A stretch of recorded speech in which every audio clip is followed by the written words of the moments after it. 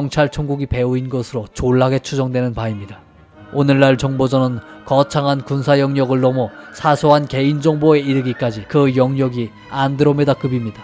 영상을 보고 계시는 여러분의 배꼽 옆에 작은 점까지도 누군가는 몹시 알고 싶어하는 개인정보의 영역입니다.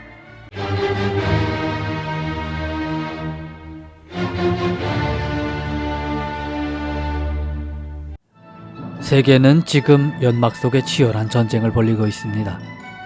각국이 생사존망을 걸고 벌리는 흑막 속의 분투는 누가 얼마나 정확하고 더 많은 정보를 취득하고 활용하느냐에 승패가 걸려있죠.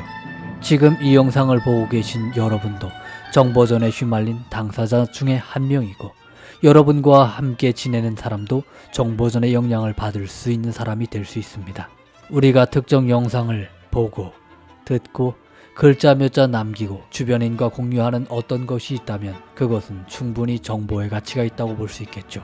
그러면 대체 정보가 뭐길래? 라는 질문이 들지도 모릅니다. 보통의 경우 정보는 모호성을 가지고 있다고 할 수 있습니다. 마치도 굶주린 노숙인에게 우아한 액세서리보다 편의점에서 금방 유통기한 지난 도시락이 더 절실한 것과도 같이 누군가에게는 쓰레기가 될 수도, 또 다른 누군가에게는 오아시스 같은 정보가 될 수 있다는 것이죠. 어쩌면 우리는 어떤 이에겐 절실히 필요한 정보를 쓰레기 취급하듯 넘겨버릴지도 모릅니다. 이런 원리를 잘 아는 사람은 마치 전당포 주인처럼 또는 보물상처럼 정보를 정리해 필요한 사람에게 넘기고 돈을 받는 정보장사꾼의 역할을 하기도 하죠. 정보가 언제부터 전쟁에 활용됐는지는 구체적으로 보고된 바가 없습니다. 아무도 저에게 보고하지 않아 그냥 제가 찾아봤습니다. 조사된 바에 따르면 기원전 12세기에 벌써, 사실인지 뻥인지 검증하기는 불가능하지만 그리스군은 목마 안에 군사를 숨겨서 트로이 성에 들여보냈던 트로이 목마전이 있었습니다. 또한 고대의 손자병법에서 매우 구체적으로 정보의 역할이 드러나죠. 13편으로 구성된 손자병법은 마지막 제13편 용간편에서 정보의 중요성과 정보를 취득하여 활용하는 방법을 매우 정교하게 서술하고 있습니다. 손자는 용간편에서 향간, 내간, 반간, 사간, 생간에 대해서 언급합니다. 용간편을 현대적으로 번역하면 정보원 포섭, 그리고 정보의 취합과 활용이라고 할 수도 있겠죠.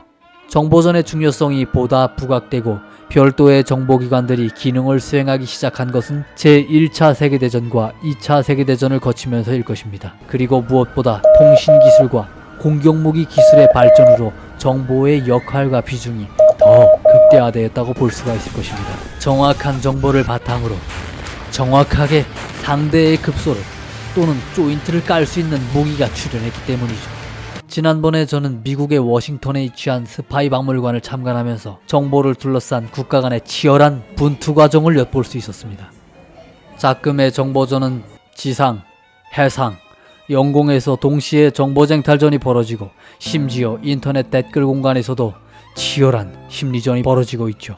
우리의 머리 위에는 수천 수만 개의 인공위성이 지상은 물론 지하에서까지 정보를 취득하고 있습니다.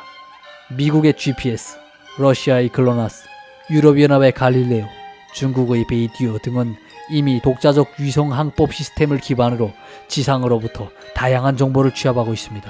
바닷속 심해에서는 핵동력 잠수정에 몸을 실은 정보전사들이 보이지 않게 또 뭔가를 하고 있죠. 인터넷 공간은 또 하나의 포성없는 전구입니다. 군사정보는 물론 금융, 과학기술의 영역을 넘나들며 블랙 해커와 화이트 해커들이 창과 방패의 싸움이 이어지고, 개인 SNS와 미디어 플랫폼들에서 댓글을 통한 심리전이 벌어지고 있습니다. 미국, 러시아, 영국, 중국, 프랑스, 이스라엘, 대한민국, 북한 등은 각국의 다양한 전략을 구사하면서 정보전에 임하고 있죠. 미국의 CIA, 이스라엘의 모사드, 북한의 정찰총국 등은 이슈가 있을 때마다 등장하는 메인 단골입니다. 작지만 결코 허술하지 않은 이스라엘의 정보기관 모사드는 얼마 전 이스라엘 이란 분쟁에서 이란의 핵심 인물들을 족집게식으로 제거하고 주요 거점들을 파괴하는 등 그 중요성을 초등학교 잼민이도 놀랄 만큼 확실하게 입증시켰죠. 이스라엘 정보기관 모사드의 슬로건만 보더라도 정보의 역할이 얼마나 중요한지 잘 알 수 있습니다.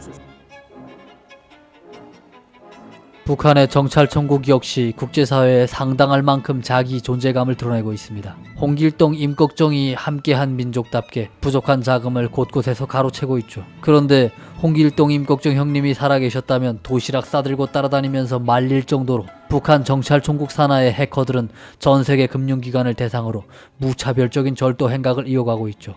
뿐만 아니라 천안함 피격사건, 연평도 포격전, 목함지뢰 도발, 황장엽 암살 미수, 김정남 암살 등의 사건은 정찰총국이 배후인 것으로 졸라게 추정되는 바입니다. 오늘날 정보전은 거창한 군사 영역을 넘어 사소한 개인정보에 이르기까지 그 영역이 안드로메다급입니다.